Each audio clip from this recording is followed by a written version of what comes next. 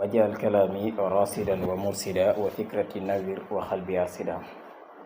xada fakka xabala xada bassa fadala fa dur walla wa nafu jaayi. mbokk yi maa ngi leen di nuyu bu baax te di leen ziyaara te di leen ñaanal jàmm ju sax dakk te di leen wax ngeen woy di abonné tey partage vidéo yi. yow mi bëgg a bokk ci groupe université Asrar bi dimbale ma nga bañ ma woo appel normal nga bàyyil ma message whatsapp lu mu gàtt-gàtt nga wax ma sa tur ak sa sant boo ma envoyé téeméeri vocal mun naa ko lire du ma la tontu su ma ci déggul sa tur ak sa sant bàyyil ma sa tur ak sa sant man la diw sàngam bëgg a bokk ci université Asrar bi jarul nga may woo appel normal message whatsapp nga may bàyyil incha allahu rabbi. beneen bi ci topp ma di leen wax ne ngeen abonné tey laal seen bi yow mi nga xam ne da nga bëgg ñu ñëwal la ci tur yàlla wala da nga bëgg ñu ñëwal la ci secret incha allah mun nga jaar ci commentaire bi bu fekkee liggéey bi neex na leen ngeen gin koo yaatal incha allahu rabbi.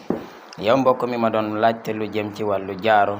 dinaa la ci ñëwal incha allahu rabbi ñaari yoon ba ñetti yoon waaye dañuy ñëw tey ci allahu muhammadu bi mooy amulaha lamahudu.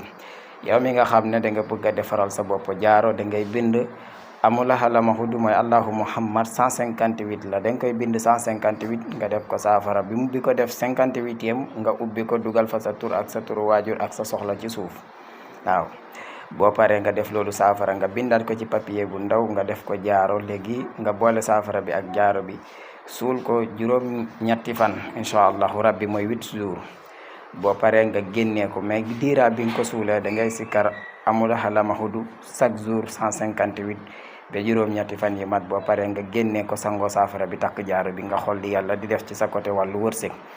yàlla mi am jàmm te ku mu jàmmal nga am jàmm yàlla nam ñu boole jàmmal asalaamaaleykum wa rahmatullah.